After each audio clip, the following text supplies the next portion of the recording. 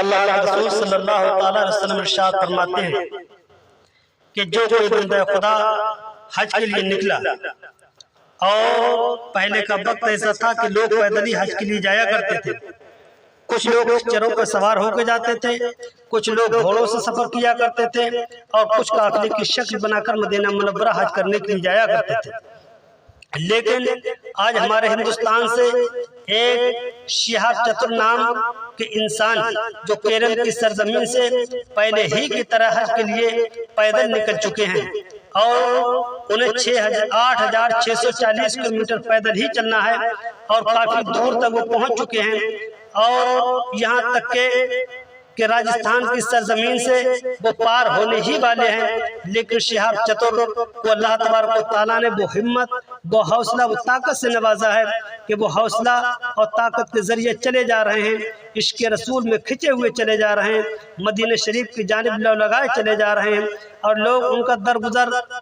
جا بجا ساتھ دیتے چلے جا رہے ہیں۔ ایسا معلوم ہو رہا ہے کہ جیسے پہلے ہی قافلے والے جایا کرتے تھے، آج بھی چتر بھائی اسی طرح سے قافلے کی شکل میں جا رہے ہیں۔ ایک شہر سے ہٹتے دوسرے شہر والے آتے ہیں، دوسرے شہر سے ہٹتے تیسرے شہر والے ان کا استقبال کرتے ہیں، ان کی کافی دور تک ان کے ساتھ ساتھ چلتے ہیں، اور پولیس پرشاسن بھی ان کا بھرپور مدد کر رہی ہے، اور پولیس پرشاسن ان کا پورا ساتھ دے رہی ہے۔ اور پولیس پرشاسن کا شکریہ ادا کیا جائے کہ پولیس پرشاسن جتنا ان کا ساتھ دے رہی ہے وہ بہت کم ہے،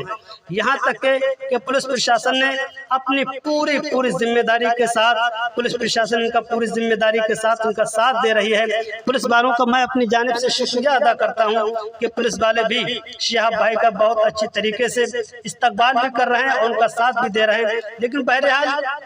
اللہ کے رسول صلی اللہ تعالی وسلم ارشاد فرماتے ہیں کہ جو انسان سفر حج کے لیے نکلا، حج کے لیے اپنے گھر سے نکلا، اور وہ راستے میں اس کا انتقال ہو گیا، تو اللہ کے رسول صلی اللہ تعالی وسلم ارشاد فرماتے ہیں کہ اس کی شکل و صورت کا اللہ تبارک و تعالیٰ ایک فرشتے کو پیدا فرمائے گا،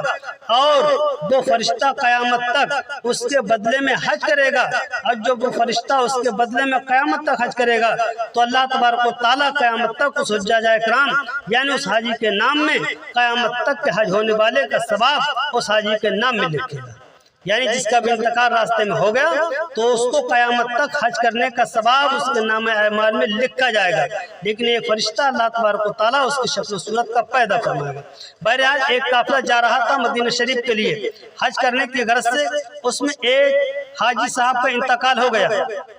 جب اس حاجی صاحب کا انتقال ہوا تو لوگوں نے کہا کہ مکہ مکرمہ کی سرزمین تو بہت دور ہے، لیکن لاؤ یہیں پر اس کو دفن کرتے ہوئے چلیں۔ جب اس کی قبر کھودی گئی، جب اس کی قبر تیار کی گئی تو اس کی قبر میں بہت بڑے سانپ اور اژدہا نکلے۔ وہ قبر سے چھوڑ کر پھر دوسری قبر کھودی گئی، اس میں بھی یہی منظر ہوا کہ بہت بڑے اژدہا اور سانپ نکلے۔ پھر تیسری قبر کھودی گئی، اس میں بھی دیکھا کہ وہی منظر ہے، یعنی سانپ اور اژدہا نکل رہے ہیں۔ پھر قافلے والوں نے ایک بزرگ کو تلاش کیا، وہ بزرگ ملے اور بزرگ سے عرض کیا کہ حضور والا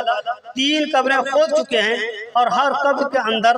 وہ حاجی کے لیے سانپ اور اژدہا نکل رہے ہیں جو مدینہ شریف، جو مکہ شریف حج کرنے کے لیے جا رہے تھے۔ بہرحال اس بزرگ نے بتایا کہ یہ یہاں سے لے کے آپ مدینہ منورہ تک یا مکہ مکرمہ تک اس کی قبر کھودیں گے تو ہر قبر کے اندر سانپ اور اژدہا ہی ملے گا۔ تو عرض کی قافلہ والوں نے حضور ایسا کیوں ہے؟ تو کہا وہ اس لیے کہ انسان تول ناپ کیا کرتا تھا، جو اپنا مال تولتا تھا وہ گراہکوں کو، وہ کسٹمروں کو تول کے کم دیتا تھا۔ اس کی یہ وجہ ہے، کم تولنے کی وجہ سے اس کے لیے قبر اس کا انتظار کر رہی ہے عذاب کے لیے، یہ کب قبر کے اندر آئے اور اس کو اس کا عذاب دیا جائے۔ تو اے مسلمانوں، آپ سمجھ گئے ہوں گے کہ کم مال تولنا کتنا بڑا عذاب ہے، یعنی دنیا ہی کے بعد جب آپ پہلی منزل قبر میں جا رہے ہیں تو کم تولنے والے کے لیے وہاں پر عذاب تیار ہے۔ تو اے مسلمانوں، خوب سمجھ لو، خوب ہی سوچ لو کہ کسی کو اپنا مال کم نہ دینا بلکہ اپنا مال جھکتا دینا، اونچا کسی کو بھی نہ دینا۔ جب آپ اونچا دیں گے تو آپ کی دکانداری میں برکت بھی نہیں ہوگی اور آپ عذاب کے مستحق بھی ہو جائیں گے، آپ کو قبر میں عذاب دیا جائے گا۔ اس لیے ان تمام بری باتوں سے، کم تولنے سے توبہ کرو۔ وہیں پر علماء کرام فرماتے ہیں کہ ایک شخص کفن چور تھا، اس نے ایک اللہ والے کے دستے پاک پر، ایک اللہ کے ولی کے ہاتھ پر توبہ کی، تو اس اللہ والے نے ارشاد فرمایا کہ یہ بتاؤ تم نے کتنے کفن چور یعنی کتنے لوگوں کے کفنوں کو چرایا ہے، کتنی قبریں تم نے کھودی ہیں جو کفن کو نکالا ہے؟ تو اس چور نے بتایا اللہ کے ولی میں نے تو سینکڑوں قبریں کھودی ہیں، میں نے سینکڑوں قبریں کھودی ہیں اور ہر ایک کے کفن کو چرایا ہے۔ تو اللہ والے نے ارشاد فرمایا کہ یہ بتاؤ تم نے کتنے لوگوں کے چہرے کو کعبہ شریف کی جانب دیکھا، یعنی کعبہ شریف کی جانب جو رخ کر دیتے ہیں قبر میں، وہ کتنے مردوں کے تم نے چہرے کو کعبہ شریف کی جانب دیکھا اور کتنے چہروں کو تم نے کعبہ شریف سے پھرا ہوا دیکھا؟ تو اس کفن چور نے بتایا کہ اللہ کے ولی، اے اللہ کے مقدس ولی، میں نے اگر سینکڑوں قبریں کھودی ہیں اور سینکڑوں قبریں میں نے کھول کر کفن چرایا ہے تو اللہ والے سنو، ان 100 میں سے میں نے 1 یا 2 کے چہرے کو کعبہ شریف کی جانب دیکھا، باقی کے چہرے کو میں نے کعبہ شریف سے پھرا ہوا دیکھا۔ اس اللہ والے نے فوراً اپنے استاد کے پاس خط لکھا، جواب طلب کیا کہ اللہ کے ولی نے کیا استاد گرامی کعبہ شریف کی جانب مردے کے جو چہرے کو ہم کر دیتے ہیں لیکن وہ چہرہ کعبہ شریف کی جانب سے پھر کیوں جاتا ہے؟ تو جواب ملا، استاد نے جواب لکھا اس اللہ والے کے لیے کہ سنو، جو کعبہ شریف کی جانب جس کا چہرہ رہتا ہے وہ اللہ کے رسول صلی اللہ علیہ وسلم کی سنتوں پر عمل کرتا ہوگا، اسی کا چہرہ کعبہ شریف کی جانب قبر میں رہے گا، اور جو سنت رسول پر عمل نہیں کرتا ہوگا اس کا چہرہ قبر میں کعبہ شریف کی جانب سے پھیر دیا جاتا ہے۔ معلوم ہوا کہ سر پر امامہ شریف باندھنا اللہ کے رسول کی پیاری سنت ہے، معلوم ہوا کہ سر پر ٹوپی پہننا